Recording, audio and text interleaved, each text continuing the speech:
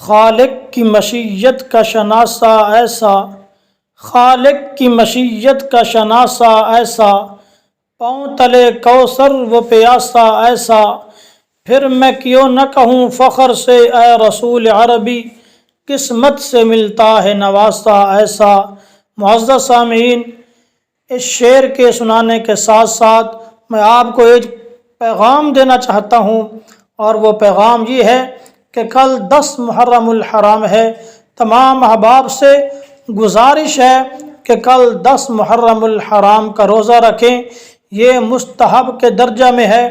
آپ صلی اللہ علیہ وآلہ وسلم، صحابہ کرام رضوان اللہ علیہ مجمعین 10 محرم الحرام کا روزہ رکھا کرتے تھے،